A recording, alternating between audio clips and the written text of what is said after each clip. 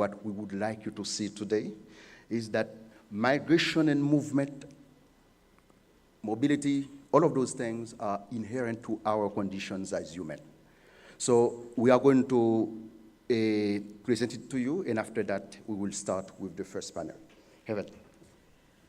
Thank you, Hans. Yes, a few of you have been asking a little bit more about MIDEC, and I'll say a few more things about MIDEC's work in the concluding remarks today. But just to reinforce the point that Hans made, we have so much material and information from this project, which has been for 5 years now, with more than 120 researchers in the Global South. And of course, we have all sorts of data, a lot of which is empirical, numerical, but we find that it's very difficult to communicate, to share, and to change the story of migration, often through those very academic outputs. So we work with our animations partner, Positive Negatives, to create animations that bring to life the findings of our research and enable us to engage other audiences in what it is that is important about what we've discovered during this project. So the film can speak to it for itself. You'll find 3 other animations on the MIDEC website, and all of them, as Hans said, are a hugely detailed and laborious process of translation of empirical data that captures the migration experience into this beautiful animated format. So I hope you enjoy it, and we can share the links with you afterwards. Thank you. Thank you.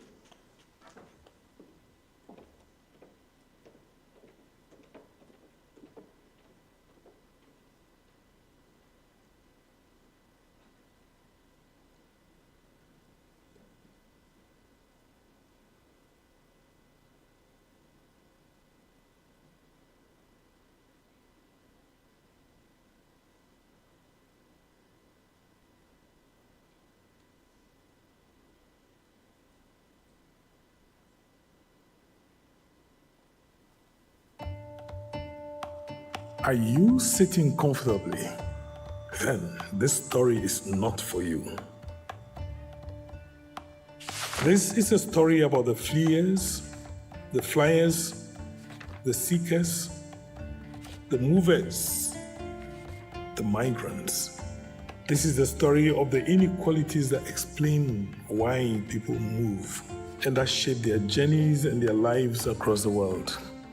This is a different kind of migration story to the one you may have seen in the media or heard from the mouths of politicians. Our story is more complicated. It is a story written from the perspective of those living and working in the Global South, involving more than 100 researchers and thousands of migrants and their families. So, let's spread our wings and visit some of the people we've met along the way. Far across the sea in Haiti, Paul sits watching the ocean. All his life, he has swum against the current. Paul came from a peasant farming family, but he has always managed to make a living through hard work and determination. Haiti was the first country in the world to abolish slavery in 1804. But here, Paul faces inequalities in his access to education and work.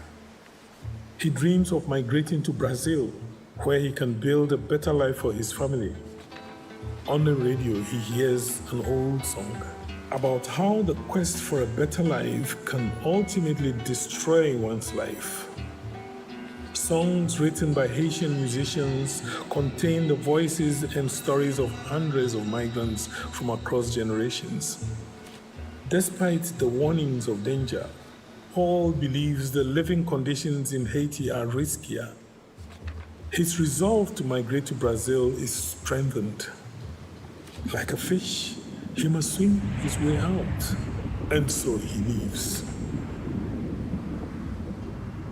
Now, we journey across the Atlantic to Burkina Faso, where, on a rickety bus, we join a hopeful 15-year-old boy named Kabore. He has not had an easy life. His father, a construction worker, was often away from home, and his mother could not support his studies. And soon, these inequalities began to affect his school results, and he had to drop out. Kabore blamed his parents. And driven by this anger, he stole his grandmother's money box and jumped on a bus to Côte d'Ivoire. He had heard tales of this promised land as a country paved with gold and steeped in chocolate. Here, he found work in a cocoa farm. In the forest, Kabore worked hard, collecting cocoa for chocolate bars he would never be able to afford, dangerously cutting cocoa pods with machetes until the moon rose in the sky. Eventually, he was able to send money back to his family so his siblings could go to school and have the opportunities he never had. Now we journey to Malaysia, to this busy street, through this unmarked door and up these narrow stairs. Here, in this hidden restaurant, you will find Maira, a migrant worker from Nepal. She sits over her thali and momos, deeply inhales the scent of her home, and dreams of the family back home in Nepal. On the day she arrived in Malaysia, her employers gave her food packed in plastic, which in her country means you have fallen on hard times. But today, Mara's meal is served on copper plates and given for free by the kind-hearted owner. Places like these are not just somewhere to eat, but spaces of comfort, a home away from home, and a temporary family. These simple actions build and strengthen connections between communities, reducing the inequalities that migration often brings. In Ethiopia, Abraham, a young man, is returning home at long last to finally rest deep down in the soft soil of his motherland. But the impact of his journey lives on longer than his body. Abraham's own father would have had a simpler funeral where the community shared the mourning and the material burden, coming together to support the bereaved by cooking, fetching water, and digging the burial site. But today, Abraham's body arrives with all the money he made migrating to South Africa. His coffin is gold-plated. His tombstone is made of marble. Thousands of bottles of water are brought, and 5 oxen are slaughtered to feed the mourners for weeks. A man cannot take his gold with him to the afterlife, but he can certainly scatter it by his graveside. In southern Ethiopia, migration has changed funeral practices. And across the world, migration has changed the way people live, for good and for bad. We have learned that migration under the right conditions has a potential to reduce inequalities, but it can also deepen them. These are just some of the stories that we have heard on our journey. We are MIDEC, the Migration for Development and Equality Hub. We are a network of more than 30 partners who have spent 5 years conducting research across 12 countries in the Global South on the complex relationships between migration and inequality. We have examined inequalities between people, places, and the opportunities for migrants to make a life. By challenging dominant political and media narratives, we have changed the story of migration, putting humans at its heart. Our story of migration is a story about love and hope, food and music. Yes, there is pain, but there is also aspiration and opportunity. We need to remember the inequalities that drive migrants to move and shape their futures, and to bring humanity to the story of migration once more.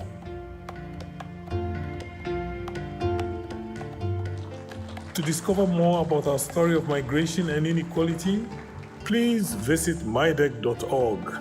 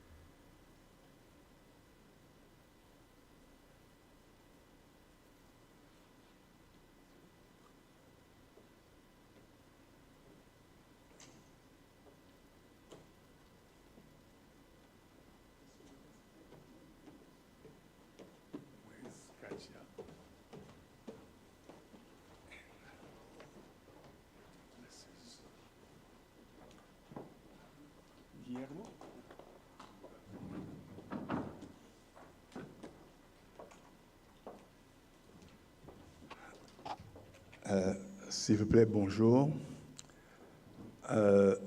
On demanderait à tout le monde de se procurer un appareil de traduction, s'il vous plaît. Please be equipped with this translation device because we will use several languages on this panel. Thank you.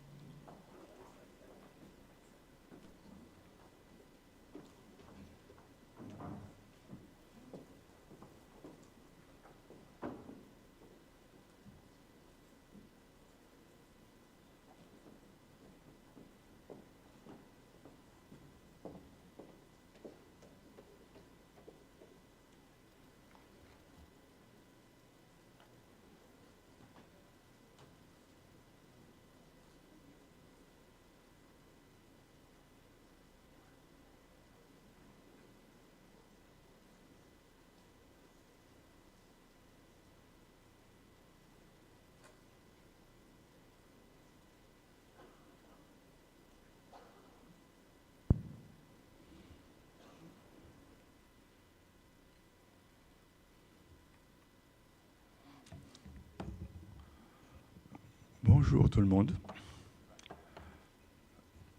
Tout d'abord, une petite précaution. Je tiens à signaler qu'à l'avant, on dispose de masques que vous pouvez porter sur l'idée de se protéger contre l'épidémie, la nouvelle résurgence, l'épidémie de Covid. Donc ceux qui sentent qu'ils en ont besoin peuvent s'adresser à l'extérieur, à la table de dehors, pour avoir des masques. Merci.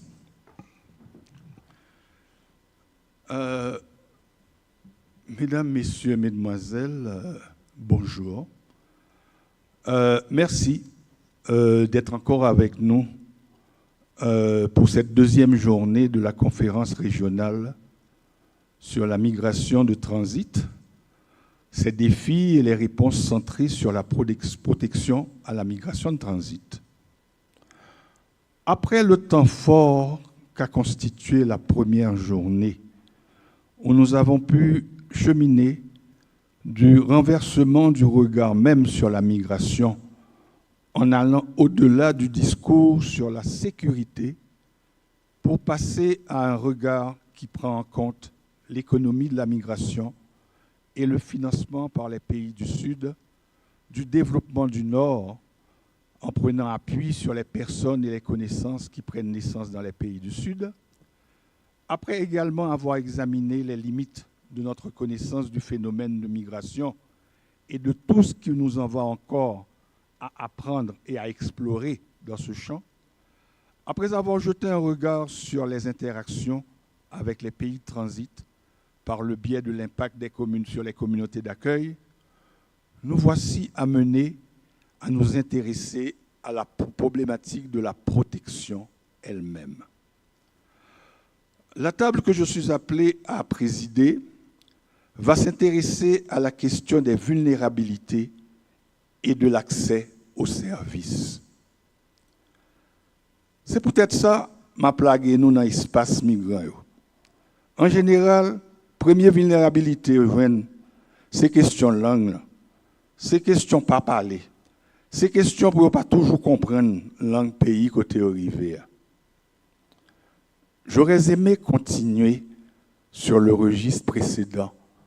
Je demande pardon aux traducteurs de les avoir plongés dans l'univers de la migration elle-même et de la vulnérabilité. Vous venez d'expérimenter ce que vit tout d'abord un migrant, la première barrière de vulnérabilité. C'est pour le faire, pour amplifier, pour approfondir cette idée que je viens de lancer, nous allons bénéficier des présentations dans l'ordre suivant. Tout d'abord, M. Jason Silva, de l'Université Maria e João Silva, à l'Eixos, du Brésil, de Mme Katia et Bonté du GAR Haïti, M. Harindramat du Royal Holloway University of London et de M. Guillermo Acuña de la Universidad Nacional de Costa Rica, qu'il me soit donné de les présenter plus en détail. M.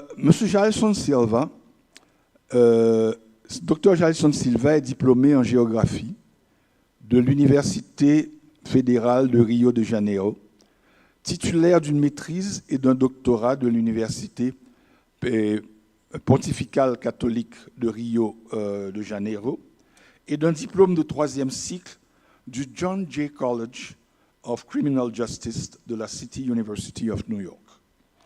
Dr. Jalson a fondé l'Observatorio de Favelas à Rio de Janeiro et est le fondateur et directeur général actuel de l'Université internationale des périphéries, Uniperiferias.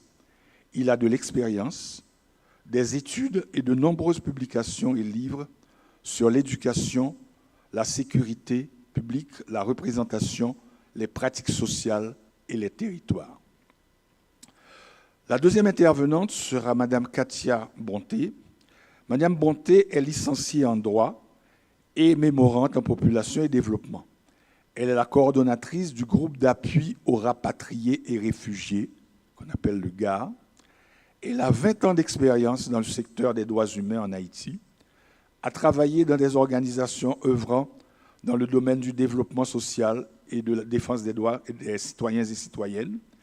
Elle est une citoyenne engagée pour le respect des droits humains, pour l'égalité de genre et la lutte contre l'exclusion des femmes en particulier et des plus défavorisés en général, et l'égalité des chances pour tous et toutes.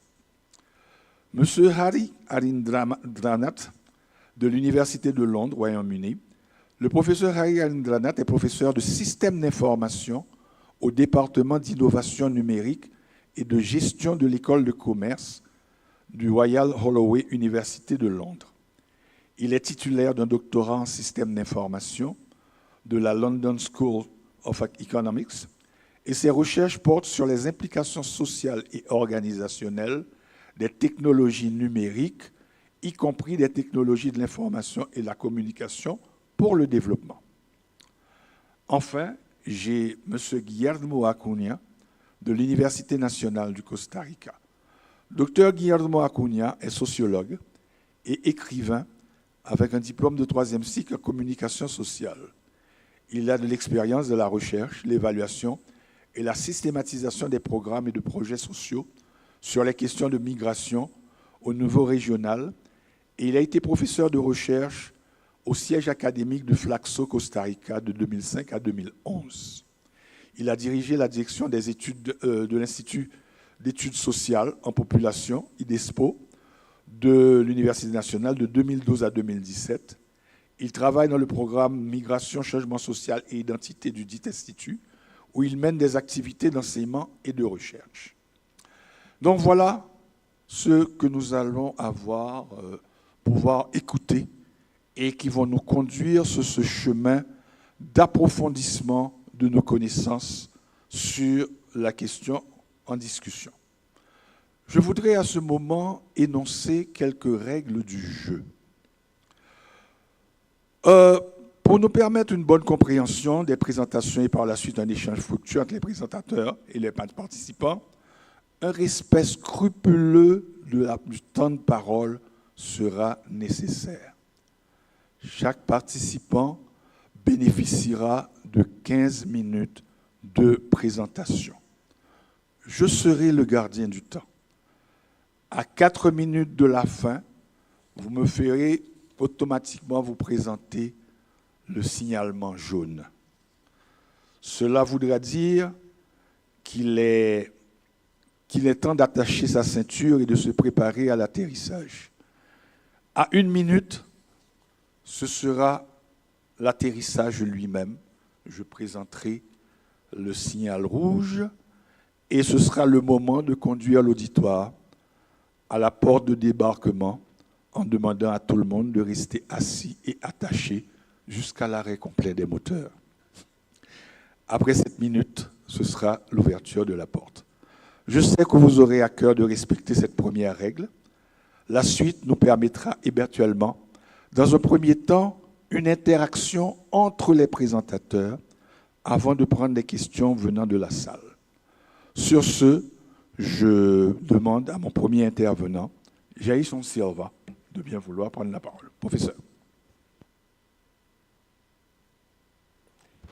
Gracias, Hugo. Buenos dias a todas e todos. Minha língua nativa é português. Por razões da estrutura do evento, eu falarei em espanhol. Eu pido então, por antecipação, perdão para meus erros eventuais. Eu sei também que o tema de hoje é sobre a vulnerabilidade dos migrantes e o acesso a serviços específicos. Todavia, eu tenho 3 questões, 3 pontos que quero destacar nesses meus 15 minutos, né? E muito provocado pela habla de Tony Aide. Tony falou sobre temos que pensar mais sobre o sentido de nossa investigação, sobre quem somos como investigadores, quem são os nossos investigados. Aqui temos uma oportunidade muito rara de cambiar informação, experiências, ansiedades, questões. Então, eu tentarei discutir com vocês a partir de determinados elementos que me parecem centrais para nós outros, pesquisadores, investigadores, ativistas, gestores, para pensar a questão da migração. Então, eu destacarei muito mais algumas questões, especificamente quais são nossas vulnerabilidades como pesquisadores, como investigadores. Como pensamos efetivamente a questão da migração e, especialmente, como definimos os migrantes.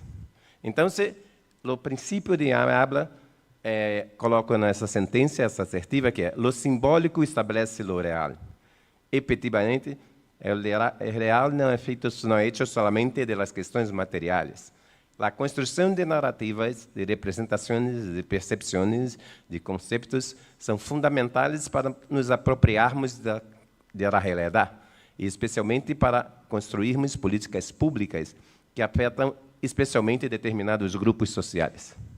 Eu sou um homem negro no Brasil. Eu sou nascido em uma favela. Eu sou de origem da parte mais pobre do país, Nordeste. Então, toda a minha produção intelectual, toda a minha experiência de vida tem como intenção fundamental tentar entender minha trajetória, a trajetória das pessoas como eu, e especialmente como melhorar as condições de vida do povo favelado, do povo periférico e especialmente do povo negro. E os migrantes estão dentro dessa categoria. Então, tudo que é criado, como Observatório de Favelas, a Universidade Internacional das Periférias, busca produzir novas formas de pensar.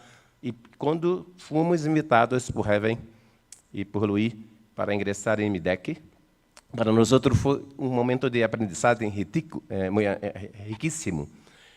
Especialmente, nos levou a pensar efetivamente como é que era possível compreender muito melhor o tema da migração. Então, nesse aspecto é que estamos querendo trazer para cá, quais são as questões ontológicas, epistemológicas e metodológicas que conseguimos aprender e desenvolver nesse processo, né? Então, trabalhamos para isso com algumas questões que nos pareceram muito importantes. Primeiro quais são os conceitos, representações e narrativa dominante sobre a migração e sobre os migrantes, e para quem são de interesse. Por exemplo, quem é o migrante? Especialmente no nosso caso, é o haitiano, e como está representado. Como reconhecer a dimensão humana, complexa e simbólica do sujeito migrante? Eu vou começar respondendo pontualmente as questões. Para mim, são minhas respostas de minha organização. Eu sou, como digo, favelado. E em Brasil, a representação de favelado e das pessoas periféricas são sempre negativas. As representações e percepções sobre nós outros são construídas historicamente por homens brancos, de classe média, intelectuais da universidade, que nunca viveram na favela, que nunca viveram na periferia, que nunca viveram a experiência do racismo, que nunca viveram a experiência do machismo. E eu sou, em Brasil, da primeira geração de intelectuais negros e periféricos que reconhecem sua origem e procuram trabalhar a partir de ela. Então, quando lidamos com a questão do imigrante, a minha primeira percepção foi de como o migrante é reconhecido tradicionalmente de forma similar como em Brasil, nem a forma dominante, são reconhecidos os favelados e periféricos. Principalmente como indivíduos solitários, como seres carentes, desprovidos, como seres que efetivamente não tivessem outras dimensões que não as suas necessidades materiais. E quando fomos para campo, quando fomos lidar com a questão do migrante, a primeira decisão que tomamos é: nós queremos que os migrantes falem por si mesmos. Então, nossa equipe básica de pesquisa foi formada com migrantes haitianos. Nossos pesquisadores principais eram haitianos. Nossos entrevistadores de campo eram haitianos. Com isso, nós conseguimos efetivamente construir um vínculo em que reconhecendo os haitianos como sujeitos da pesquisa. E essa é a minha primeira questão. A forma tradicional de como os migrantes são tratados são especialmente como objetos de pesquisas. Nós falamos muito mais de suas necessidades, suas carências, do que de suas potências e estratégias, de suas condições, efetivamente, de capacidade de inventar e criar. Os migrantes não são movidos somente por suas necessidades materiais, que são muitas importantes, mas também são movidos por seus sonhos, desejos, por sua perspectiva de construir outras possibilidades para a existência. Esse era um pouquinho que eu falei de Tônia, desculpe, não estava ligado aqui. Essas são as questões que eu comecei a falar. Os conceitos, as representações e a questão.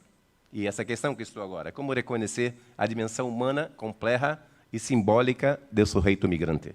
O sujeito migrante, descobrimos, não é um ser individual. Ele tem toda uma dimensão coletiva.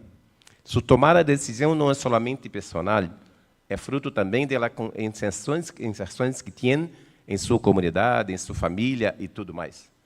Então, reconhecer a dimensão coletiva da migração é fundamental. Há uma coisa que me incomoda muitíssimo em la representação da migração. Tradicionalmente, há uma desumanização profunda que os estados e as classes dominantes fazem de um migrante. Eu me lembro muito bem de tentar entender qual a diferença que se faz quando vimos aqueles filmes, películas, onde tem animais, hordas de animais fugindo, buscando escapar de um incêndio, buscando escapar da seca, e a representação que se faz muitas vezes dos mesmos migrantes, como se fossem simplesmente seres desprovidos, despossuídos, que não têm estratégia, capacidade de inteligência e criação. E isso é uma questão que, efetivamente, muito me incomoda. Então, se ela... desculpe. Falei. Como é que... tem que voltar lá? Sim. Vou voltar. Então, há uma questão fundamental, por exemplo, que foi traída ontem, inclusive. Quem ha ganhado a batalha entre estados nacionais e os coletivos que decidem migrar? Os estados criam um conjunto de batalhas. Nada mais cruel do que Trump, em Estados Unidos, com suas propostas de tantos muros. E mesmo assim, os migrantes seguem migrando. Efetivamente, é como a questão das drogas. Com todas as barreiras, com todas as interdições, as drogas seguem chegando aonde os traficantes querem que cheguem. E nós continuamos, muitas vezes também, destacando somente as políticas do Estado e estudando muito pouco as estratégias construídas pelos migrantes para atingir esse sucesso, chegar onde querem. Nós, por exemplo, quando muitas vezes perguntamos sobre as condições de percurso, de trânsito do migrante, falamos só das dores, só das tristezas, só das violências, mas não lembramos sobre as experiências coletivas, de solidariedade, de apoio, de construção coletiva. Então, nós terminamos falando sempre desse imigrante numa condição que não reconhece sua capacidade de construção coletiva. Nossa discussão fundamental é como é que se pode produzir conhecimento sobre o tema. Quais são as referências conceituais e teóricas? Então, para isso, nos propusemos a construir outra ontologia do migrante. Reconhecer o migrante, princípio, como sujeito da pesquisa. Outra questão fundamental é uma questão que o migrante reconheça que ele tem poder, que tem capacidade de construção. A primeira coisa que os migrantes haitianos chegam em Brasil, eles constroem os vínculos com suas comunidades locais e com sua comunidade de origem. Então, essa representação tradicional que existe desde o século XIX, de área de repulsão, como se fosse o estado de origem, e área de atração, que é o estado de destino, como se um fosse um inferno e outro um paradiso, não faz sentido. Efetivamente, o estado de origem não é um inferno, simplesmente, apesar de suas limitações, que generam a migração.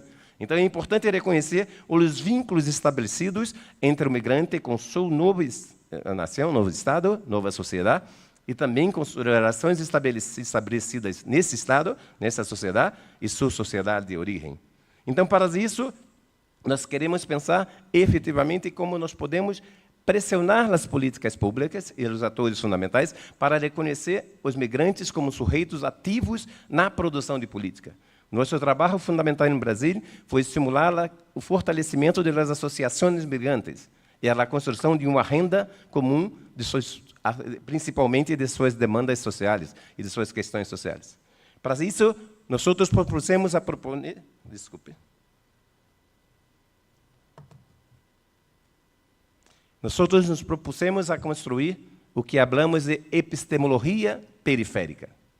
Epistemologia periférica era o reconhecimento de que boa parte de nossa produção, todavia, é muito influenciada pela perspectiva colonial, pela perspectiva eurocentrada. Muitos de nós seguimos pensando, todavia, numa perspectiva que não leva em conta os saberes produzidos em nossas próprias comunidades. Nós chamamos de epistemologia periférica a base de produção de conhecimentos e políticas onde nós nos enxergamos efetivamente como sujeitos e nos buscamos cada vez mais reconhecer as dimensões de potências cotidianas que são estabelecidas pelo sujeito. O maior aprendizado que tivemos, por exemplo, na perspectiva da migração haitiana, é que nós somos latinos-americanos, mas nada sabíamos sobre a Revolução Haitiana. Depois disto, assumimos que a Revolução Haitiana deveria ser e deve ser o marco da era contemporânea e não a Revolução Francesa, como nós aprendemos nas escolas. Porque, efetivamente, a Revolução Haitiana foi a primeira revolução racial, republicana e anticolonial da história, e por isso o povo haitiano segue sendo profundamente atingido pelo colonialismo moderno, e desde o século XIX, como Cuba, mais recentemente. Então, a perspectiva que nós fomos construindo é a perspectiva de reconhecimento dos direitos das pessoas a partir de uma crítica profunda às formas, como o Raul também ha traído a IG, sobre as formas profundas que o capitalismo funciona, todavia, atualmente. Então, a perspectiva de construção de uma utopia passa necessariamente pelo reconhecimento da construção de uma humanidade, nos termos que Raul nos trouxe a ideia, e que podamos, a partir daí, produzir uns conhecimentos em que o sujeito que produzimos, efetivamente queremos apoiar, queremos contribuir para melhorar sua dignidade, sua qualidade de vida, sejam efetivamente produtores e constituintes desses aprendizados e dessa forma de pensar e saber. Então, a epistemologia periférica tem necessidade de abandonar a racionalidade eurocêntrica tradicional e de buscar outras racionalidades. Então, em nossa epistemologia, nós buscamos reconhecer a dimensão da ancestralidade, a dimensão da intuição, a dimensão da ética, a dimensão política, a dimensão, efetivamente, da experiência de vida cotidiana. Então, é uma epistemologia que valoriza a racionalidade científica, mas valoriza especialmente o reconhecimento de que toda produção epistemológica é política e, portanto, implica uma determinada visão de mundo, de humanidade e de sujeito. É por isso que nós sentimos a necessidade, cada vez mais, de construir uma perspectiva que enfrente as violências produzidas em nossa forma de produção científica. A forma como nós muitas vezes pensamos a dimensão das pessoas periféricas é muito violenta, é muito desrespeitosa, é absolutamente objetal. Era reconhecê-la apenas na condição de seres que devem ser reconhecidos nas suas necessidades e não nas suas possibilidades e nos seus desejos. O Brasil, aí eu estou concluindo com esta expressão, acaba de ter um câmbio fundamental na forma de produção e reconhecimento dos setores periféricos. E o principal Instituto de Conhecimentos em Brasil, IBGE, acaba de mudar a expressão de como chamava as comunidades periféricas, os setores periféricos, territórios periféricos. Eles chamavam de aglomerados subnormais. Não havia um padrão de normalidade, mas havia um padrão de subnormalidade. E agora são reconhecidos efetivamente como favelas e comunidades urbanas. Isso não é uma mera mudança simplesmente de terminologia, isso era uma mudança conceitual, onde se reconhece que as comunidades e favelas têm muitas capacidades, muitas positividades e muitas construções comuns, que devem ser levadas em conta na reinvenção e na reconstrução da cidade, da sociedade brasileira e da humanidade. Essas são as questões fundamentais que me gostaria de trazer hoje, e espero que podamos, juntos, construir novas formas significativas de reconhecer a nossa condição periférica, latino-americana, africana, asiática, que nós podamos cada vez mais produzir um conhecimento que, de fato, nos permita não só aprender melhor a realidade da migração, mas construir políticas que contribuam para construir essa nova humanidade que todos nós desejamos. Muitas graças.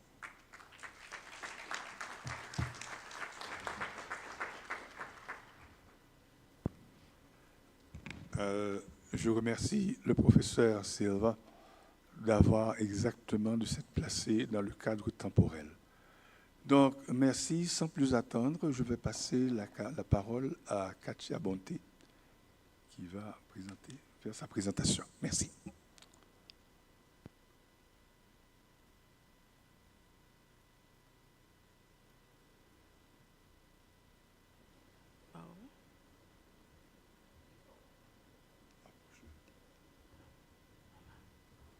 Bonjour, et je suis vraiment très heureuse d'être avec vous aujourd'hui.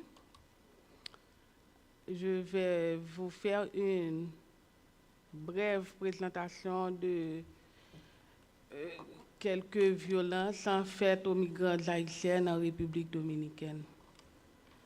Pour commencer, je vais considérer la définition de la violence faite par l'Organisation mondiale de la santé. Celle-ci définit la violence comme étant l'utilisation intentionnelle de la force physique de menace à l'encontre des autres ou de soi-même, contre un groupe ou une communauté qui entraîne ou risque fortement d'entraîner un traumatisme, des dommages psychologiques, des problèmes de développement ou un décès. Cette définition inclut tous les types et toutes les formes de violence, et ce, sans égard au milieu ou au stade de la vie. Chaque type de violence peut prendre plusieurs formes. Les formes de violence réfèrent à la nature des actes.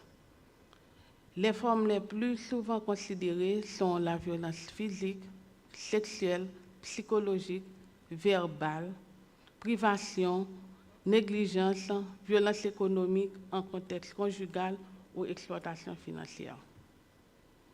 Au regard de cette définition, je vais faire un bref éclairage sur les différentes formes de violence que subissent les migrants haïtiennes en République dominicaine, surtout dans les zones frontalières. Elles vivent la majorité des situations extrêmement angoissantes et humiliantes, tant leur sens de dignité personnelle ainsi que leurs droits en tant que femmes sont bafoués. Vu le fait qu'elles travaillent dans des secteurs informels, vivent dans des conditions d'extrême pauvreté, confrontent des attitudes discriminatoires et xénophobes. Aujourd'hui, la crise socio-économique liée à l'instabilité politique et à l'insécurité généralisée en Haïti rend les femmes haïtiennes encore plus vulnérables. Elles essaient de fuir dans n'importe quelle condition, cette situation désastreuse pour chercher une vie meilleure en émigrant dans des pays étrangers, surtout en République dominicaine. Cette décision, pour beaucoup d'entre elles, malheureusement, est une illusion, car les violences qu'elles pensaient fuir les suivent ou les attendent là-bas. En République dominicaine, par exemple, on retrouve des couples mixtes haïtiano-dominicains au sein desquels les relations ne sont pas simplement centrées autour de la problématique du genre, mais aussi selon les différences de citoyenneté, d'ethnicité et de statut migratoire, créant ainsi des inégalités qui mettent cette catégorie de femmes dans un sérieux désavantage lorsqu'elles envisagent de revendiquer certains droits. Elles vivent constamment sous la menace de leurs compagnons dominicains, en leur disant qu'ils peuvent les faire expulser, les faire arrêter, leur retirer la garde des enfants s'il y en a. Là, on peut dire, quel que soit le contenu exact de ces menaces, il est clair que ces hommes font usage de leur position de privilège en termes de genre, de nationalité et de statut légal. Et en ce qui a trait aux femmes en transit migratoire, la situation de celles-ci est extrêmement difficile en traversant la frontière, surtout dans des passages frontaliers non officiels, peu surveillés. Elles sont soumises au viol collectif, vol, coups, blessures, assassinats. Elles subissent ces violences non seulement aux mains des délinquants civils, mais aussi aux mains des autorités, agents de douane, soldats de l'armée américaine, soldats du CISFRONT, donc des agents qui surveillent les frontières, passeurs et contrebandiers.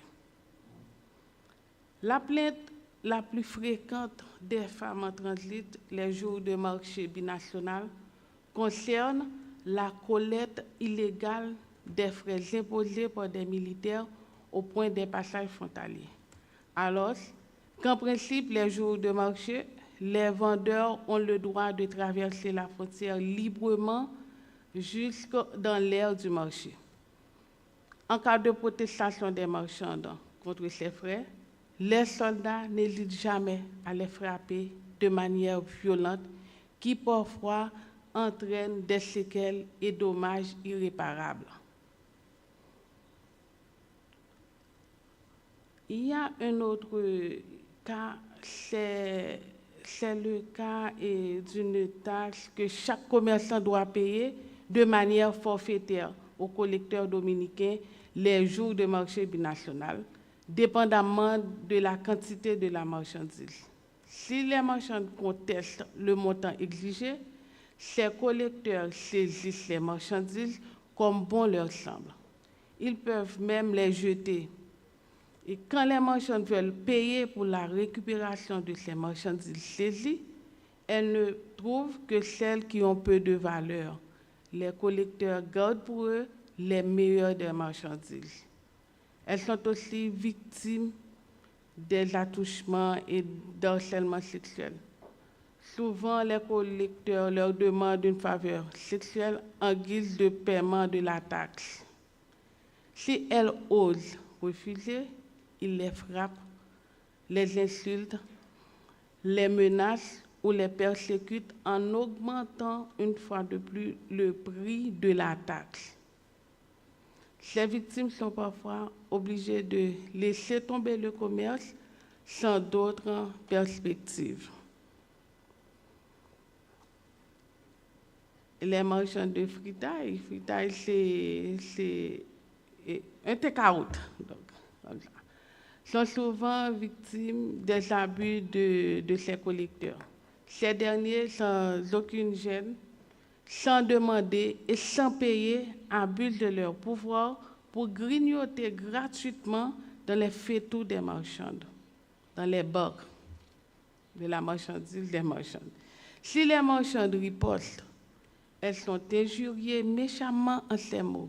Maldita haitiana del diablo, maudite femme haïtienne du diable.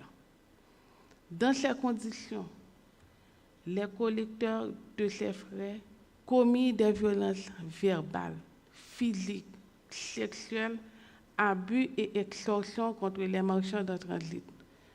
Et malheureusement, tous ces cas d'abus restent toujours impunis. L'une des violences que sont victimes les femmes sur la frontière est la violence liée au trafic illicite et à la traite des femmes. Beaucoup de femmes et jeunes filles haïtiennes habitant les zones frontalières rêvent d'entrer à Santo Domingo, la capitale de la République dominicaine. Dans l'espoir de voir ce rêve se réaliser, elles font confiance à des individus impliqués dans la contrebande illégale de biens et de trafic illicite des migrants, ce qui les met éventuellement à risque de diverses formes de violence et ou deviennent des victimes de la traite. Elles sont trompées, escroquées, abusées par de fausses promesses des trafiquants. Beaucoup d'entre elles ont été victimes de l'exploitation sexuelle et de violations des droits relatifs au Code du travail. Un autre des secteurs où les femmes migrantes sont victimes est le travail domestique. Celui-ci, aujourd'hui, représente un secteur proéminent d'insertion sur le marché du travail en République dominicaine. Son caractère informel crée des conditions propices pour tout un ensemble de violations des droits et diverses formes d'abus. Exploitation à outrance, longue journée de travail, bas niveau de salaire, aucune couverture sociale, accomplissement de tâches non négociées, harcèlement sexuel. Souvent, en situation irrégulière, elles ne peuvent pas porter plainte. Beaucoup de gens préfèrent avoir recours à leur force de travail parce qu'elles ne pourront pas exiger de recevoir les bénéfices auxquels elles ont droit. Il y a certaines femmes migrantes qui se retrouvent dans une situation économique précaire.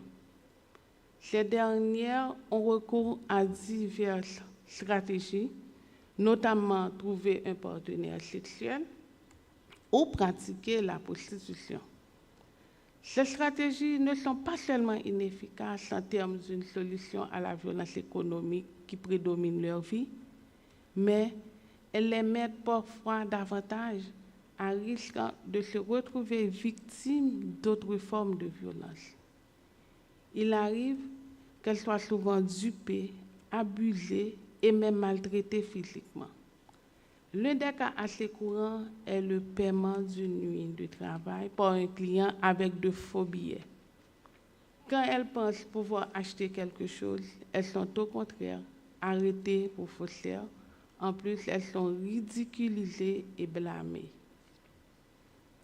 Les femmes migrantes subissent également beaucoup de violences au cours des rapatriements. Elles sont traquées comme des bêtes sauvages dans la rue, les hôpitaux, au travail.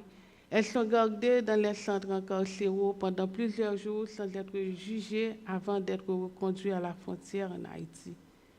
Elles dorment à même le sol pendant leur incarcération sans avoir accès à leurs médicaments et elles sont entassées avec des hommes et des enfants à l'arrière d'un camion pendant au moins 4 heures sans boire ni manger le temps du trajet entre République dominicaine et la frontière en Haïti. Elles subissent des agressions physiques et verbales des policiers et des agents d'immigration, lesquels touchent leur intégrité et dignité. Elles sont dépouillées de leurs biens, passeports, cartes d'identité, téléphones portables, etc. Et elles sont privées au cours de ces rapatriements de leurs enfants et ont laissé également tous les biens acquis après de longues années de travail en territoire voisin. En fait, ce bref exposé a montré un peu la situation des femmes migrantes en République dominicaine, d'où leurs droits sont constamment bafoués. Ce travail n'est pas exhaustif, mais je pense qu'on peut trouver quelques idées et comprendre comment et comment sont les violences sur les femmes immigrantes en République dominicaine. Merci.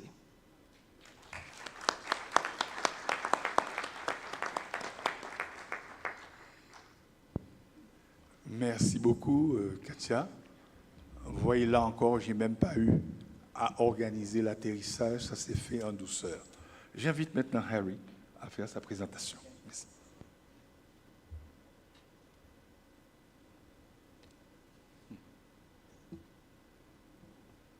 Okay, can you hear me? Okay, thank you, everyone. Yeah, it's a great opportunity. Thank you, Hans and Tony, for asking me. Buenos días. No hablo español, so in English. Okay, so my topic, may I have that one slide? I was told no slides, but I've done just the one as a background, you know, structure.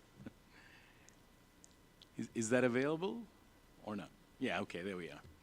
Okay, so this topic, this presentation is slightly different. We've heard some really important insights, some, you know, horrendous stories of experiences of transit and migrants right now.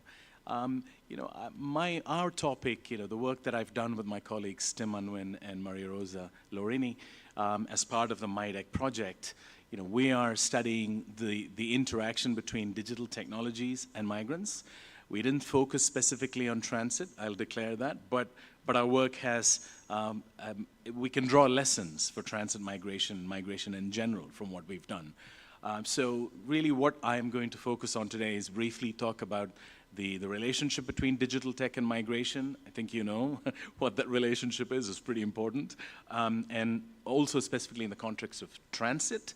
And then say a little bit about our work within the MIDEC project, our work package on digital tech inequality and migration, and then draw some lessons. And if you have some time also to draw some lessons for research. I can see a lot of young people here, presumably your students, academics, researchers, so there's a lot that can be done in this area in relation to digital tech. Yesterday, I had a very extended transit, so I missed a lot of yesterday's conversations, but I did attend the last one. And I think there was a lot of interesting links to digital technology. You know, I think it was Alejandra who talked about it. Yeah, so hopefully you'll see some links. So what is the relationship between digital tech and migration? Well, they're very inextricably tied. I mean, you talk to anyone here, I guess a lot of you are on your digital devices, hopefully not tweeting that this is a dull talk, but you know, we are always connected. You know, it is really an extension of our lives, and migrants are no different. A lot of research tends to portray migrants as somehow very specific species. They're like you and I. They use technology for the things that you and I use it for, right?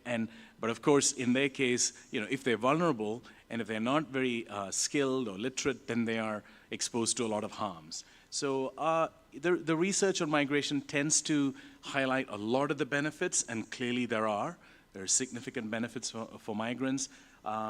For decision making, you know, planning routes, you know, there's a lot of information on social media, a lot of websites, a lot of applications that might provide these kinds of information. But to build migrant solidarity, Jelson was talking about, you know, changing narratives, presenting migrants' own voices. You know, the people we studied, you know, they're all doing that. Many of them are doing that, working with civil society organizations.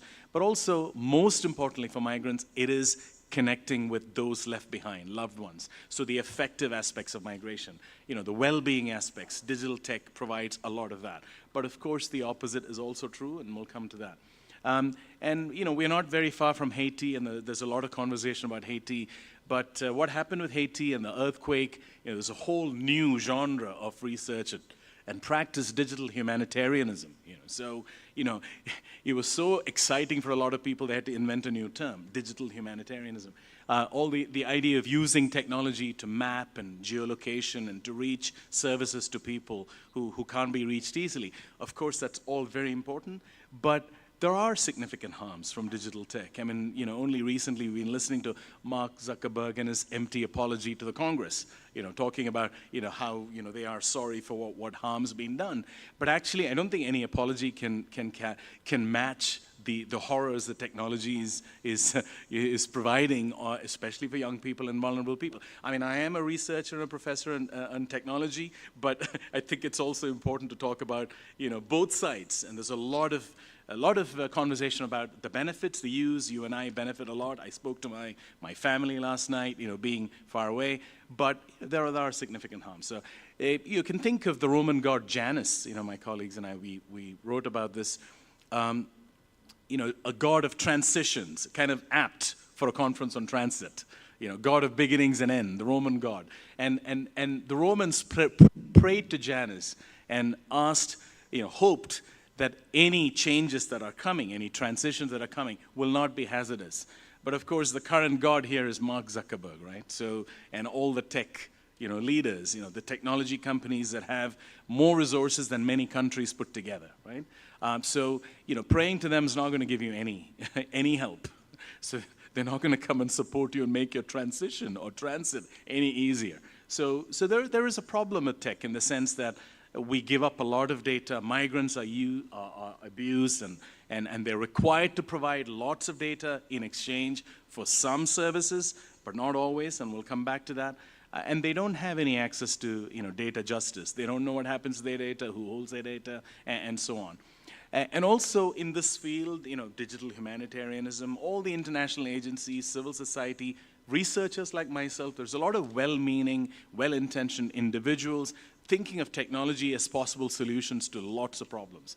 But this tech solutionism isn't really going to address the problems, intractable challenges that migrants face. Katya just talked about, what role is there for technology to solve any of those awful problems for those migrants? So, the people that we spoke to in different contexts like Nepal, Malaysia, Ghana, and so on, they said the same thing. There are some very intractable challenges. There are structural inequalities.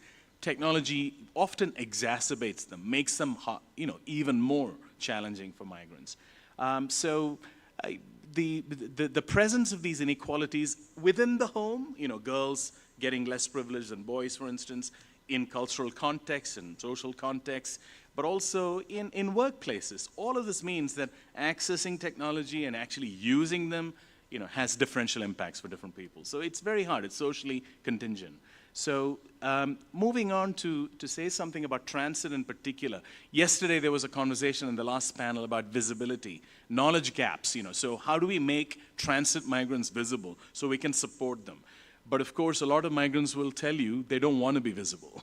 So visibility means, sometimes access, but sometimes, people, we talked about people who are meant to protect them, not protecting them. So being visible means you can hold back resources in exchange for things that you may not want to provide. So visibility comes with its own agenda, with its own challenges. But being invisible is also a problem. Yesterday there were stories about, the ICRC and so on working to find people who are missing. And there are lots of people missing in this part of the world, in every part of the world, and we don't know who they are, because they're missing and we have no information on them. So it's a really big challenge.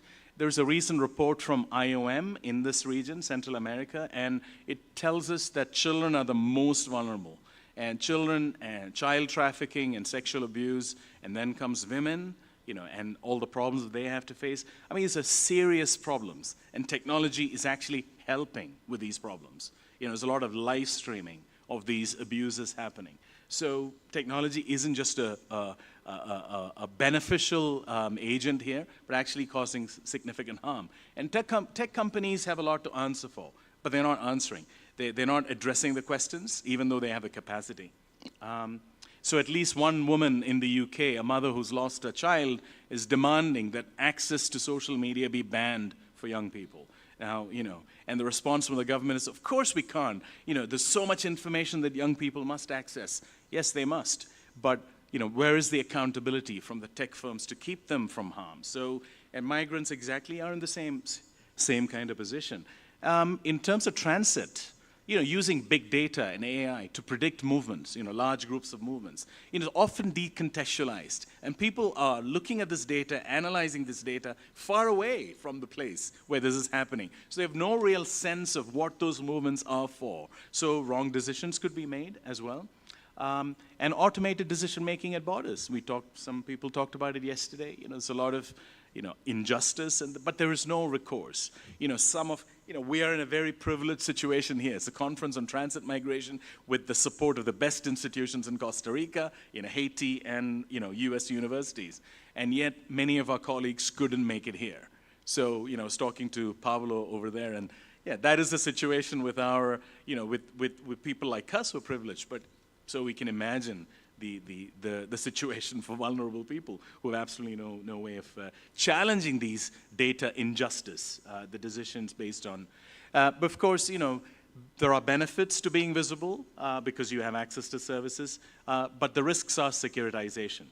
And I've already mentioned the hegemony of big tech.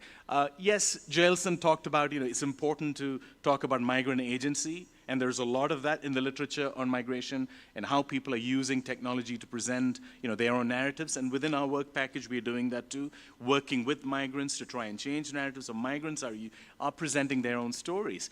But there is a significant power imbalance, right? I mean, big tech, states can't control them. We can't control them, so I don't think migrants have much of a chance. And in fact, presenting their own voices on social media exposes migrants to even worse abuse, right? Xenophobia. South Africa is a great example for this, and we see that in our work. And then, of course, within this transit context, within the context of digital tech and migration, the idea of using hackathons. Let's get people to work together and brainstorm and build a solution. Very simplistic approaches to very complex social challenges. It's not going to go away. We have to actually work with the people who are affected. We have to be working with the migrants, because migrants know migration best.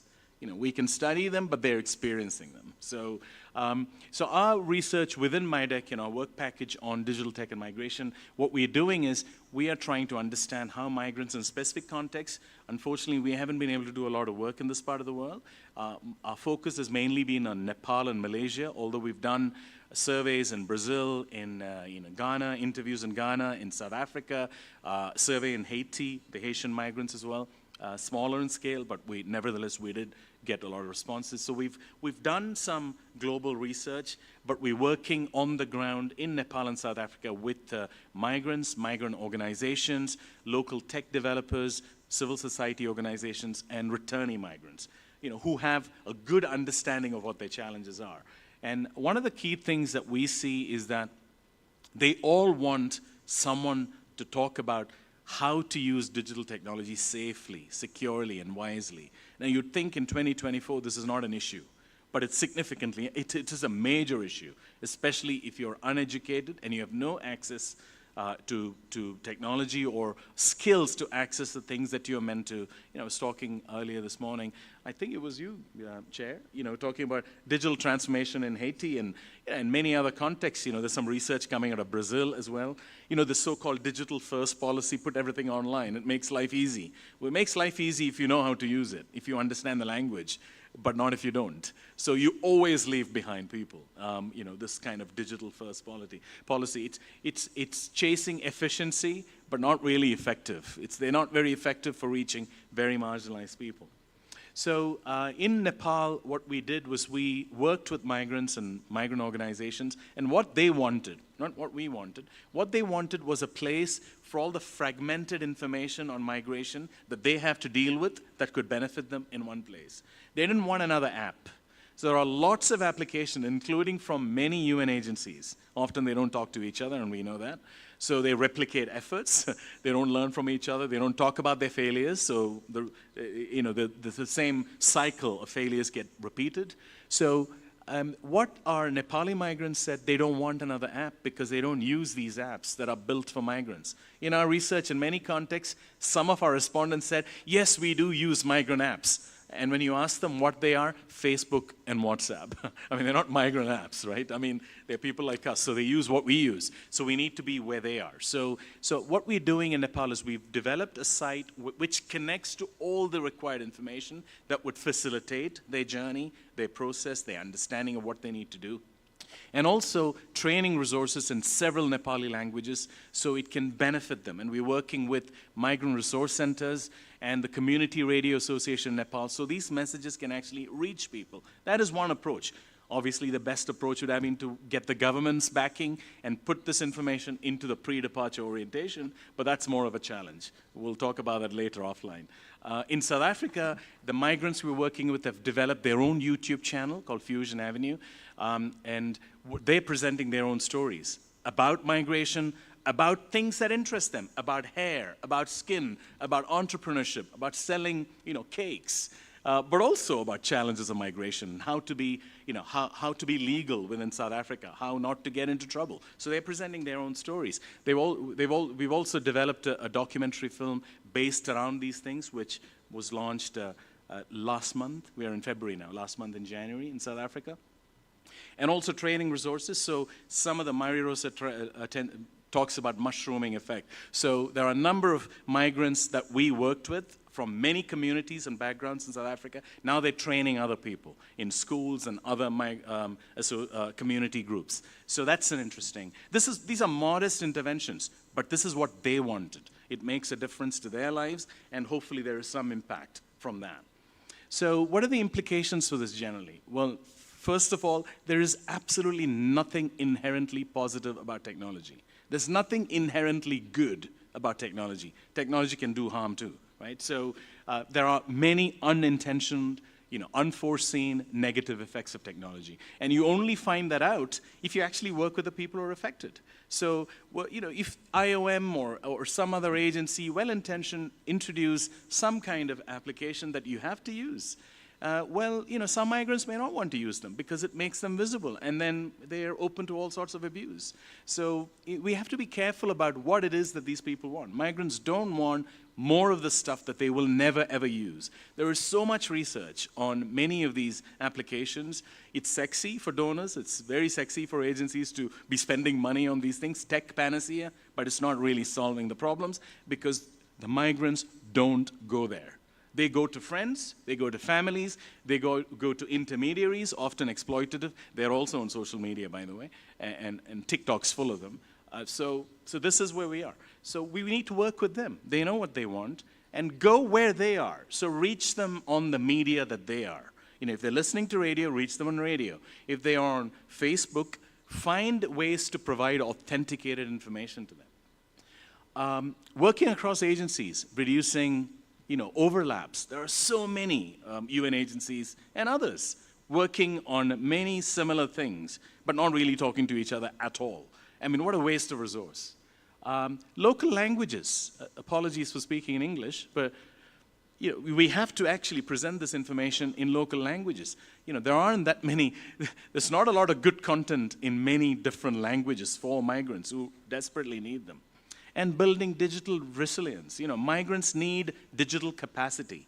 There's a lot of information online that they're accessing, even if they don't have the necessary skills there. Talking to people who are helping them access. And how do they know the information is safe? How do they know it's accurate and up to date? There are so many migrant apps coming out of hackathons that are still online, but you access them, it's outdated information. You're putting people at harm's way if you do not present updated information. So, sustainability of these interventions is really important. If you can't find a way to make it sustainable, don't do it. It's best not to do it. And finally, thinking first about digital when it comes to any support mechanism. I mean, we are a work package on digital tech, so we try to do what we can with the technology, trying to work with the people who are affected.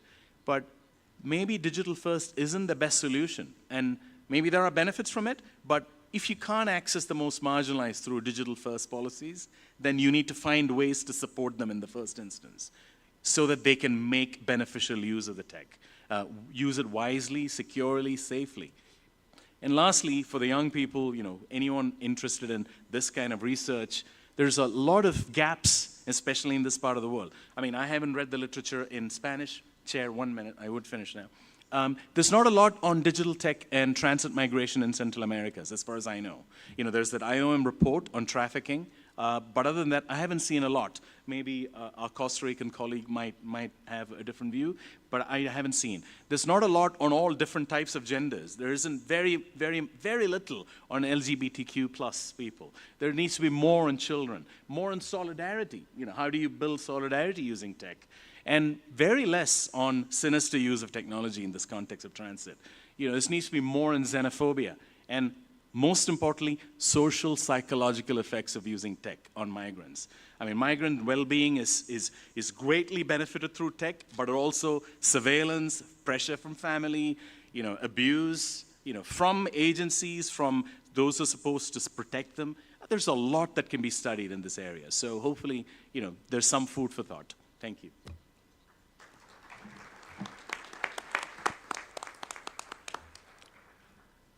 Merci beaucoup, Harry. Et sans plus tarder, je passe la parole à M. Acuna Guillermo.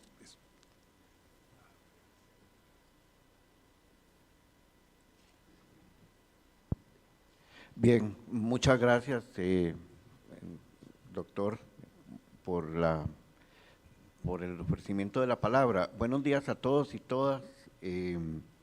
Un gusto saludarles de parte de la Universidad Nacional, de parte de la Facultad de Ciencias Sociales. Decir, como están viendo ustedes en esta presentación, en el logo, estamos iniciando el año de celebración de nuestro 50 aniversario como Facultad de Ciencias Sociales.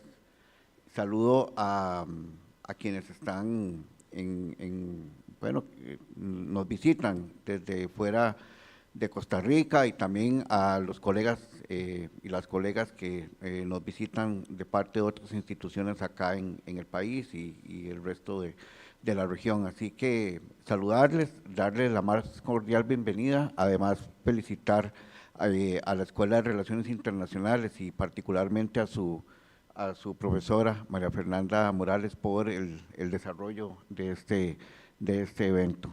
Y a todos y todas, bienvenidos y bienvenidas. Yo me complazco en participar en esta mesa, a la que yo le he llamado como una mesa deconstruida, porque nos invitaron a hablar sobre vulnerabilidad y acceso a servicios, y me parece que le hemos dado un giro, quienes hemos participado acá, empezando por el doctor Yailson, a quien le agradezco mucho su intervención, también a la doctora Nat y a Harry. Muchas gracias también por sus intervenciones. Quería, antes de compartir algunas notas contextuales sobre lo que voy a desarrollar, manifestar mi acuerdo absoluto sobre el tema del lenguaje, que lo ha puesto sobre la mesa el doctor Yailson, cuando habla un poco de cómo deconstruir y cómo devolver desde las academias y desde los centros de construcción de conocimiento y de investigación lo que nos viene del norte, ¿verdad? Y justamente anoté dos de las palabras que más se usan en nuestro contexto latinoamericano y contra las que estoy en desacuerdo siempre desde que aparecieron en el panorama. Una de ellas es la categoría de emprendimiento o emprendedores. Me parece que es una categoría, digamos, bastante discutible, ¿verdad?, sobre las subjetividades que hay alrededor de esta. Y la otra categoría que inclusive ha sido utilizada para desestructurar los marcos de las subjetividades sociales y políticas en contextos como los latinoamericanos, es la de los llamados colaboradores, ¿verdad? Como si el término o el concepto de persona trabajadora no fuera un concepto absolutamente predominante y claro para hacer referencia a esa distinción. Y bueno, quería empezar con ese señalamiento porque me parece importante. Evidentemente, yo les voy a compartir una perspectiva un tanto crítica sobre el tema de la vulnerabilidad y particularmente la relación entre vulnerabilidad y tránsito. Efectivamente, hay hay algunos trabajos que se han venido desarrollando en el marco de la región centroamericana, un poco para visibilizar la perspectiva del tránsito y recoger esta visión que el investigador argelino Sayat ha desarrollado con el tema de la perspectiva migrantecéntrica, ¿verdad? Es decir, ¿qué es lo que nos dice esta perspectiva? Y un poco también haciendo una acotación y una relación con la primera intervención de esta mesa. Esta perspectiva migrantecéntrica lo que nos señala es dejar un poco la mirada estadocéntrica con la que hemos estado mirando, analizando y tratando de explicarnos los procesos de movilidad humana en contextos como los nuestros. 4 elementos que me parecen importantes. Yo les voy a hacer un recorrido muy general, muy rápido sobre el contexto regional. También un intento de periodización reciente con el que he venido trabajando para hacer explicación y dar alguna descripción de este contexto regional centroamericano básicamente. Y vincular esta relación entre agencia y vulnerabilidad o autonomía, subjetividad migrante, subjetividad política migrante y vulnerabilidad desde esta perspectiva crítica, y finalmente unas breves reflexiones finales. Bueno, el contexto regional pasa un poco, y ya lo han ido señalando los colegas de esta mesa, por, para mi gusto, 4 elementos que me parece importante de recordar. Uno que tiene que ver con el aumento de las violencias en todo nivel, a nivel micro social, a nivel macro social en todos los países de Centroamérica. Y cuando hablo de todos los países de Centroamérica, incluyo también a Costa Rica, ¿verdad? Porque en los análisis regionales solemos sacar a Costa Rica de ese marco y me parece que ya hay que incluirlo, ¿verdad? El año pasado tuvimos en Costa Rica el año más violento de la historia en materia de homicidios, por arriba de los 910 homicidios, y bueno, muchos de ellos debidos a la incursión el crimen organizado en un país como Costa Rica y en un contexto como el costarricense. Pero años atrás empezábamos a notar otro tipo de violencias vinculadas con, por ejemplo, las poblaciones originarias nuestras, ¿verdad? Muchas de nuestras poblaciones originarias han sido violentamente despojadas de sus territorios y generan también desplazamientos internos.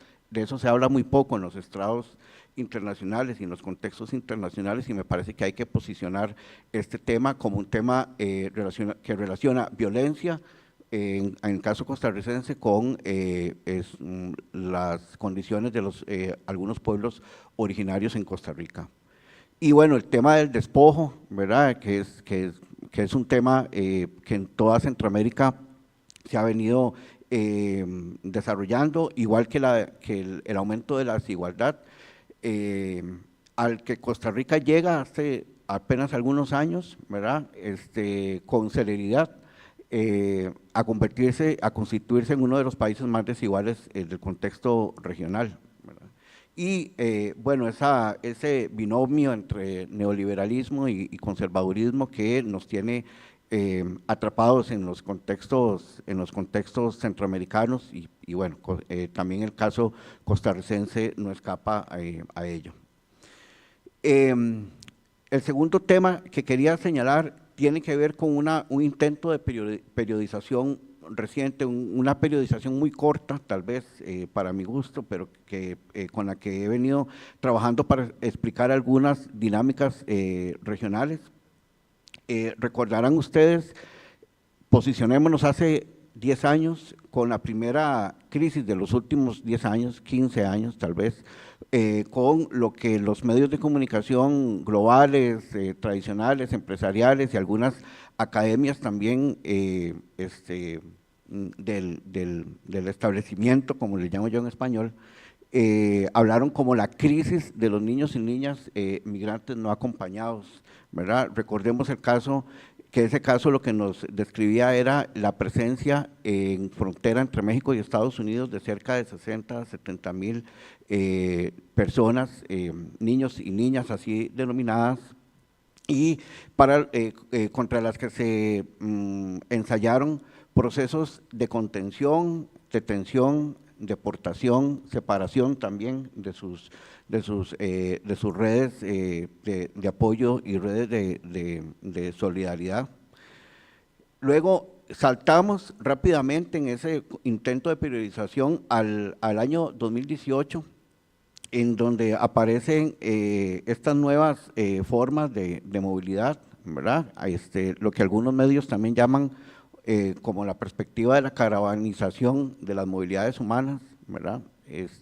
Octubre del 2018 es un punto de inflexión con la salida del primer grupo de personas hondureñas autoconvocadas a partir de la tecnología, a partir de un mensaje en WhatsApp y en redes sociales, para encontrarse en una estación de autobús en San Pedro Sula. De ahí salen 200 personas en octubre, 12 de octubre del 2018, hasta constituir aquel primer grupo complejo de personas en contextos de movilidad visibles, que llegaron a constituir cerca de 7,000 a 8,000 personas, ¿no? Y con ello se inicia una nueva era, lo que algunos autores y autoras, particularmente colegas mexicanas, han denominado como la era de las nuevas movilidades, o la era de las movilidades centroamericanas bajo nuevos métodos. 2, la visibilidad y el caminar en un grupo o caminar colectivamente, ¿verdad? Y esto de alguna manera hace diferencia con otros contextos anteriores. Recordemos que en el 2018 tuvimos la implementación de la política de tolerancia cero por parte de la administración Trump, que básicamente consistía en detener todo lo que se moviera en contextos de frontera entre México y Estados Unidos, ¿verdad? Pero también en el 2018, en el caso subregional o intrarregional, tuvimos el aumento de la movilidad forzada desde Nicaragua a Costa Rica, con la llegada de cerca de 50,000 personas entre abril y agosto, septiembre de ese año. Me parece que es importante recordar también ese marco intrarregional. Luego, el periodo más reciente, que lo ubicamos entre el 2020 y el 2024, con los procesos de clausura, confinamiento, bloqueo, también con la irrupción de tránsitos recientes, como el caso del sur hacia el norte, ¿verdad? Y como en el caso también de el aumento de las migraciones por territorio entre Costa Rica, Panamá y Colombia, las nuevas movilidades forzadas, las movilidades producidas por los desastres naturales. Recordemos que en el año del 2020, en noviembre, diciembre, Honduras tuvo el efecto devastador de 2 huracanes seguidos que provocaron cerca de 100,000 personas en contextos de movilidad y la conformación de ese bloque regional sur. Y bueno, desde este punto de vista, ¿qué es lo que posicionamos como perspectiva crítica, no? Entender los procesos migratorios como procesos o como hechos sociales totales, nos dice Sayat, y en el marco de esa lógica entender que tanto la crisis o la denominada crisis del 2014 como los otros contextos regionales que les he compartido nos empiezan a dibujar lo que yo le denomino un sujeto emancipado, ¿verdad? Un sujeto que se construye contra las lógicas y las dinámicas globales y regionales de Vallado, le llama Eduardo Domenech a esta subjetividad. En este sentido, estamos ante nuevas formas de movilidad, nuevas formas de subjetividad política en el tránsito y la constitución de agencias y autonomías. Este tema me parece que es fundamental colocarlo sobre la mesa en una región como la centroamericana, es decir, hablamos casi siempre cuando hacemos análisis regionales del sujeto vulnerable de la migración, el sujeto centroamericano vulnerable, pero nunca le endosamos este rasgo, si se quiere, político.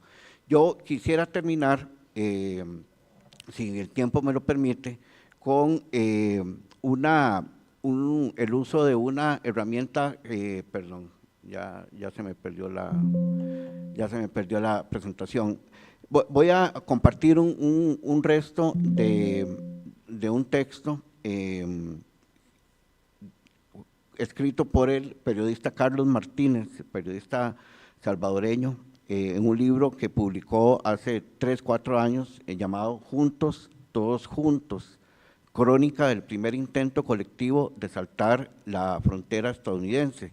Y justamente quería terminar con esto diciendo que hay otras herramientas para el entendimiento de las dinámicas migratorias a nivel regional, como la crónica, el cuento, la novela, la poesía, que nos permiten visualizar otros escenarios distintos a lo que las categorías académicas están acostumbradas a contarnos sobre este tema.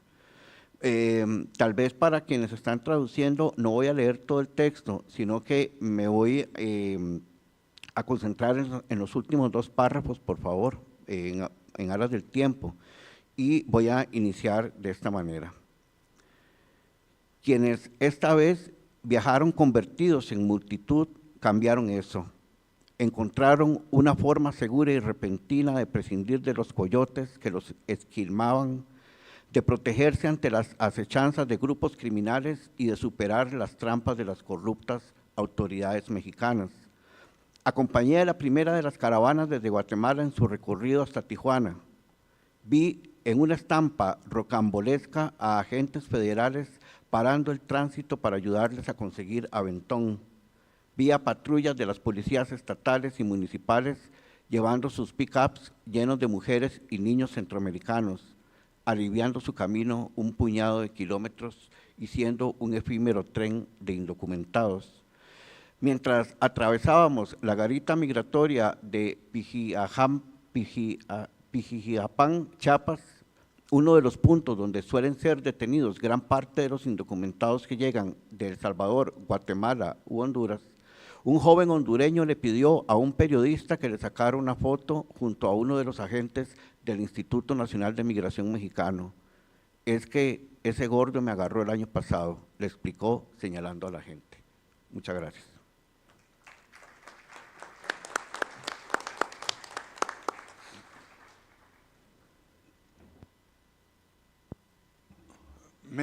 Merci, docteur Acuna Guillermo, et d'avoir clôturé un petit peu cet ensemble de présentations sur cette note de perspective.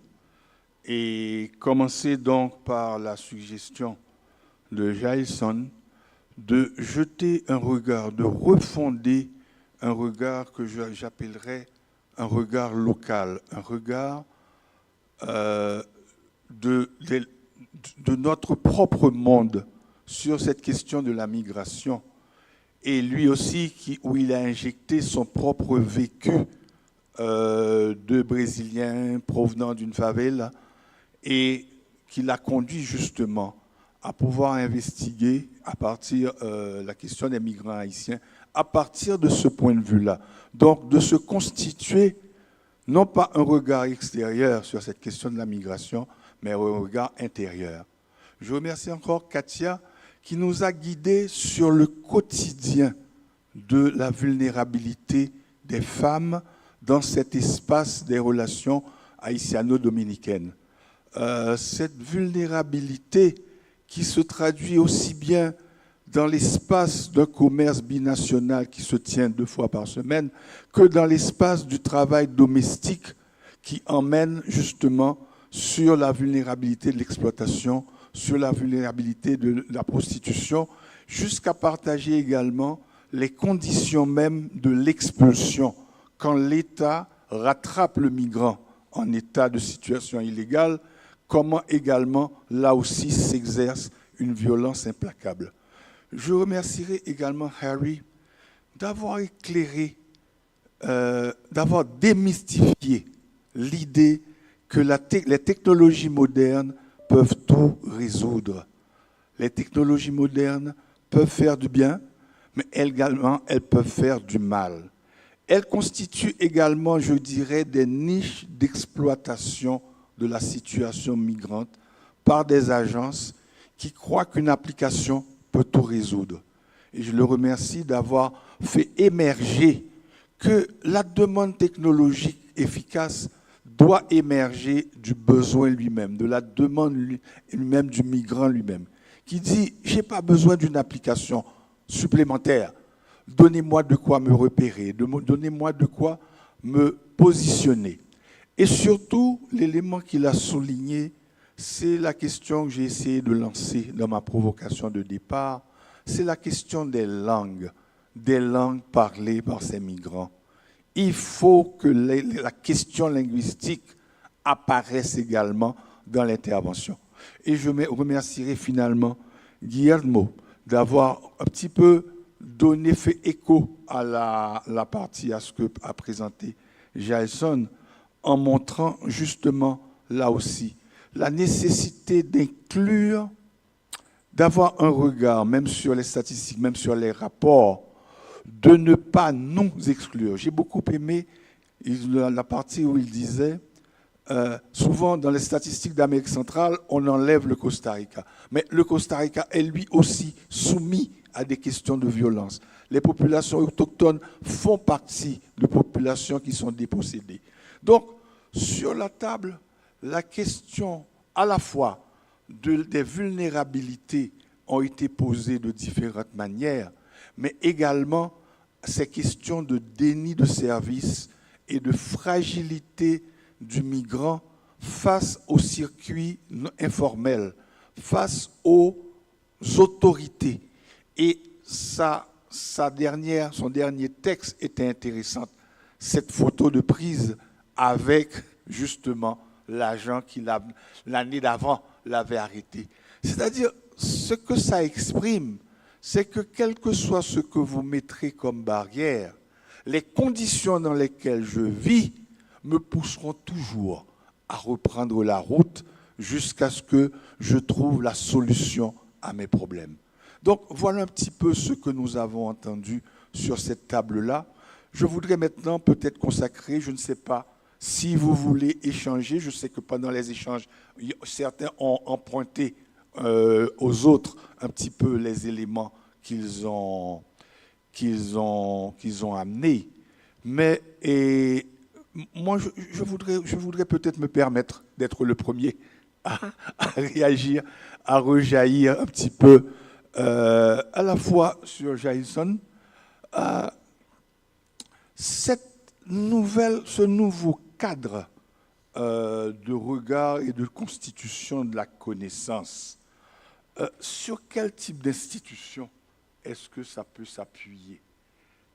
Est-ce qu'il nous faut engager également des institutions à s'entraîner sur ce regard-là? Merci.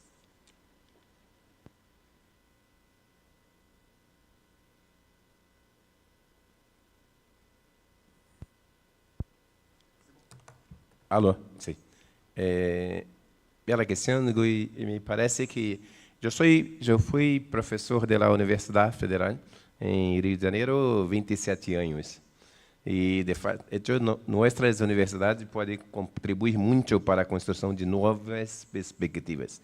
Mas o primeiro desafio, me parece que não só em Brasil, como em toda a Centro-América, é que nós necessitamos nossos corpos em nossa universidade.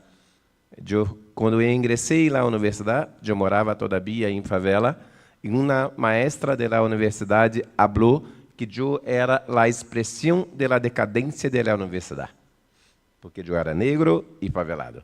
Mesmo tendo maestria, e ela só tinha, na época, grado, mesmo eu entrando para o concurso, e ele entrou por indicação. Então, o primeiro desafio para cambiar nossas universidades é cambiar os corpos que estão presentes na universidade. Segunda questão fundamental é cambiar nossas narrativas centradas ainda na perspectiva hegemônica, branca, masculina, enriquecida e heteronormativa. Enquanto não cambiarmos esta perspectiva, seguiremos falando aparentemente em defesa de los setores mais vulneráveis, teoricamente, da população, os negros, indígenas, mulheres, população LGBT, migrantes, pero jamais reconheceremos sua potência. Enquanto centrarmos nossa perspectiva no Estado e nas políticas do Estado, perderemos as condições de perceber as estratégias construídas pelas populações que efetivamente lutam pela emancipação. Então, me parece, concluindo, que nós devemos construir nossas organizações em diálogo permanente com nossas perspectivas tradicionais marcadas pela lógica hegemônica. E, a partir dessa mirada, construir novas formas de diálogo, de interlocução com as pessoas que aparentemente queremos apoiar, estudando, interpretando suas práticas e suas experiências. Merci beaucoup, Gelson. Malheureusement, vous avez vu quelqu'un venir me murmurer à l'oreille que nous avons pris un petit peu de retard au départ. Nous avons à peu près 5 ou 6 minutes qui nous restent. Et je voudrais peut-être inviter à des questions de l'audience, de l'auditoire. Est-ce qu'il y a quelqu'un de l'auditoire qui veulent poser des questions? Je vois 1, 2, 3 mains levées. Donc je vais commencer par la droite, là. Le micro. Allez-y.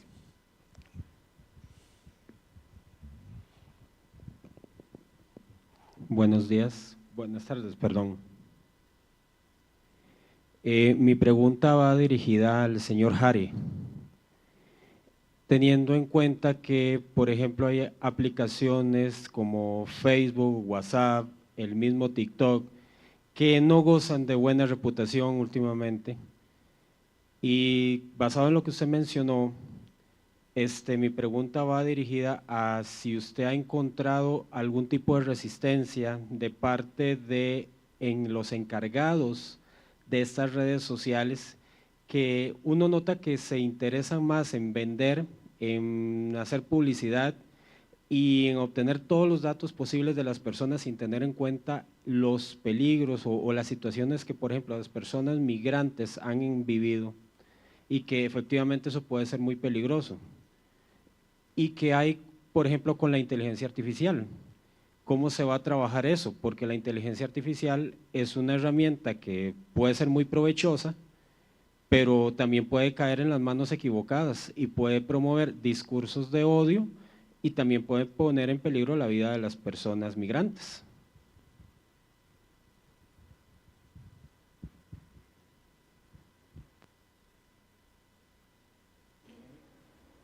Hi.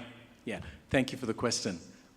You're absolutely right. I mean, the governments are struggling with dealing with these tech companies, right? I mean, there is absolutely no way, migrant communities can convince any of these companies to change any of their policies. There's simply, you need a PhD in their terms and conditions to understand what you're signing up for.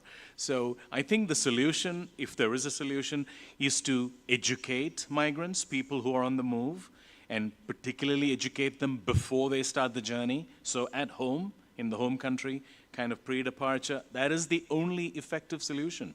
Because as long as the regulations are behind in terms of the technologies and what the technologies, I mean, I was listening to the other day, a very senior former Facebook executive. She resigned from Facebook in 2012, her name escapes me. She was talking about how we had pattern recognition technology patented in 1996. So it is possible for these companies to remove harmful materials, but they won't, for the reasons you mentioned yourself. So the only way we can deal with this is by educating migrants. Education is the only solution. So in making them understand that not everything online is safe, that you have to be really skeptical about what you read, and find many different methods of authenticating information. That's the only way. So, and also to use technology wisely, because in some contexts, if you post a picture of something online, you could be jailed. You need to understand the context, so be wise in the way you use technology. And securely, how do you, protect your own data? But of course, it's a very difficult battle. We have a humanitarian lawyer here, and she'll tell you, Katya, all these well-meaning institutions are collecting biometric data. What's happening to that data? Who's responsible for that data? It's a kind of, Madiano calls it techno-colonialism. I mean, there's a new kind of, data extraction, and who knows what happens, and who will use that data for what? So it's a very difficult question. I don't have the answer, but I think, an answer that comes close is educating people to be able to use the technology wisely. And yeah, that's, thank you. Harry, une dernière question de ce côté. À droite.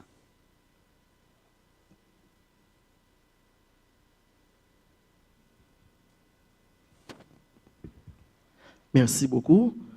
Je suis Pierre-Hugo Dubuisson de l'INURED. J'en profite pour remercier et féliciter les intervenants pour leurs exposés. Alors, ma question, elle s'adresse surtout à Madame Katia Bonté, qui nous a présenté un tableau, je dirais, sombre, mais réel, des abus dont les femmes migrantes haïtiennes sont victimes en République dominicaine. Alors, j'aimerais savoir, dans un premier temps, si ces femmes-là qui sont victimes en République dominicaine, est-ce qu'elles sont victimes parce qu'elles sont des haïtiennes ou encore parce qu'elles sont des femmes migrantes, ou bien est-ce qu'elles sont victimes parce qu'elles sont les deux à la fois, femmes migrantes haïtiennes? Et dans un second temps, j'aimerais savoir comment les organisations de femmes et les organisations de défense des droits de l'homme ont pu adresser ce problème.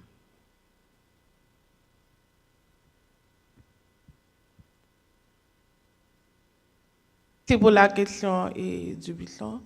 Donc, je pense que ces femmes sont victimes parce qu'elles sont à la fois haïtiennes et migrantes. Et pour le deuxième volet de la question, donc, c'est à trait aux organisations des droits humains ou des organisations de femmes. Donc, il y a des travaux qui sont en train de faire et surtout des travaux de recherche pour avoir plus d'éléments sur ces thématiques-là, donc les thématiques de violence et sur les migrants haïtiennes en République dominicaine.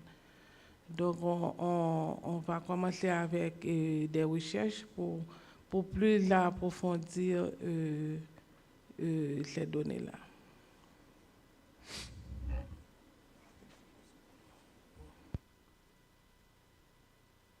Mais je prends une dernière question, la dernière, de ce côté-ci.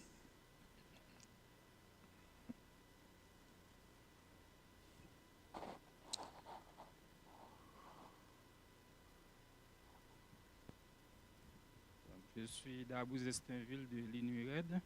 Donc j'aimerais d'abord remercier M. Thierry. Alors, ma question est la suivante. Comment est l'état des lieux en termes d'existence d'applications spécifiques de migrants? Donc, en avez-vous répertorié un grand nombre ou pas beaucoup?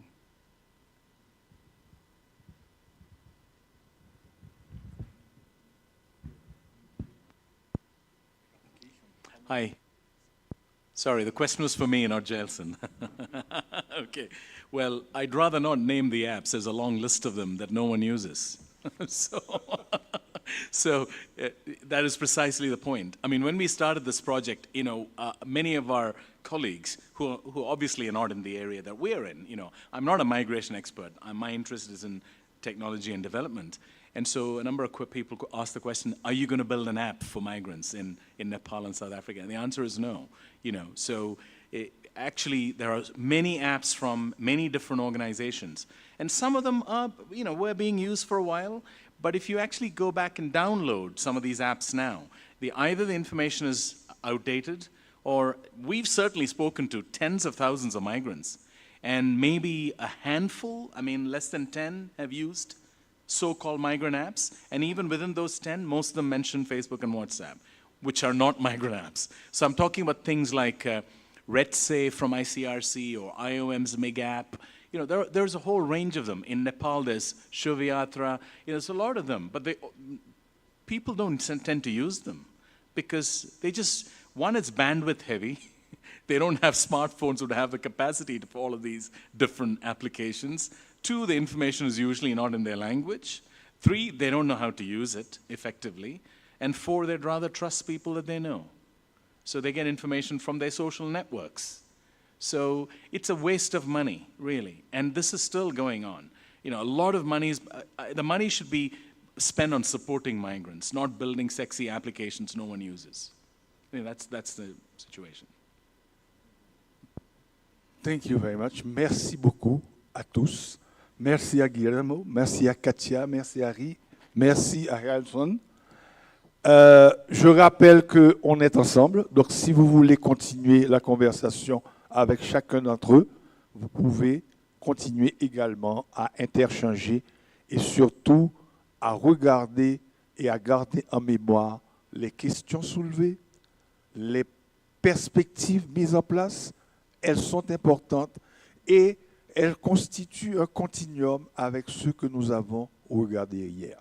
Merci beaucoup de votre attention. La session est terminée. À tous, merci.